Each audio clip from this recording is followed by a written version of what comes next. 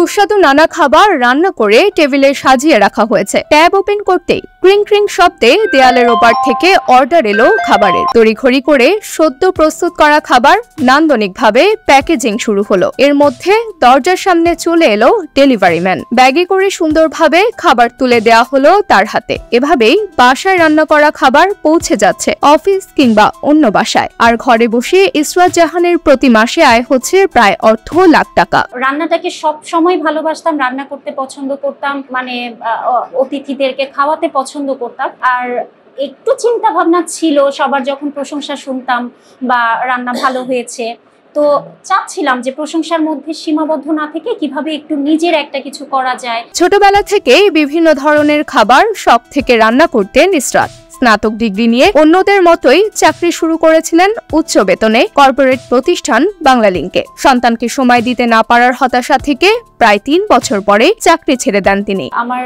পড়ালেখাটা হচ্ছে ইংলিশে অনার্স মাস্টার্স কমপ্লিট করেছি। আমি বাংলালিংকে ছিলাম 2016 সাল থেকে 2019 সাল পর্যন্ত। আমি 3 বছর বাংলালিংকের আন্ডারে কাজ করেছি। আর আমি 2019 সালে সেপ্টেম্বরের 20 তারিখে জবটা ছেড়ে দেই।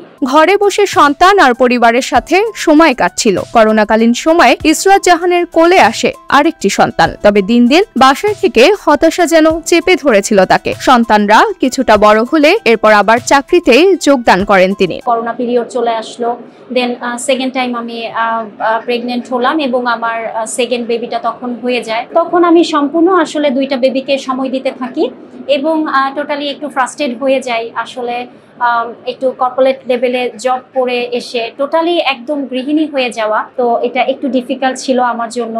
আমি 2023 সালে নতুন একটা জব পেয়ে যাই এবং সেখানে জয়েন করি।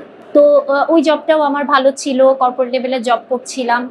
বড় বেবিটা স্কুল গোয়িং এবং ছোট বেবিটারও 3 বছর বয়স তখন। তো তারপরে আমি ওখানেও ওই সেক্টরেও খুব ভালো করছিলাম, বাট আমার তখনও ফ্রাস্ট্রেশনের জায়গাটা তখনও চলে যায়নি, কারণ বেবিদেরকে তখন টাইম দিতে পারছিলাম না।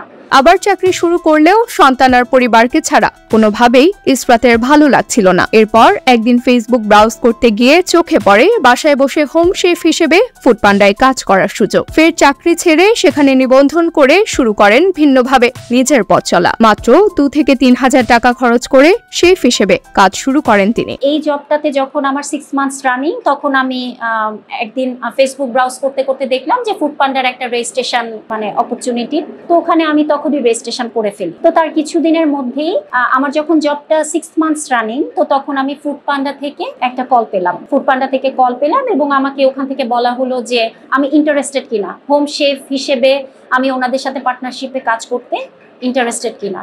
তো তখন আমাকে একটা কন্ট্রাক্ট সাইন করতে দেওয়া হলো এবং আমি সেই কন্ট্রাক্টটা সাইন করে ওনাদের সাথে পার্টনারশিপে যুক্ত হয়ে আমি কাজটা শুরু করি।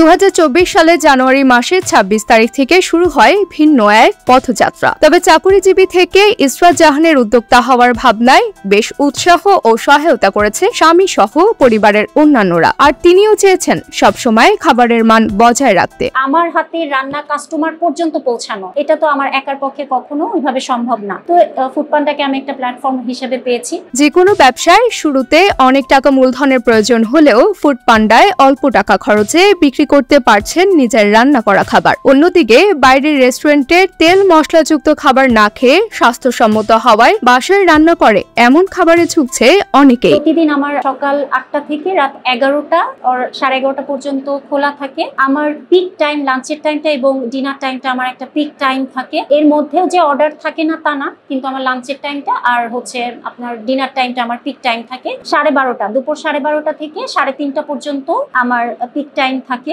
এবং রাত 8:30 থেকে 11টা 11:30 পর্যন্ত আমার একটা পিক টাইম থাকে।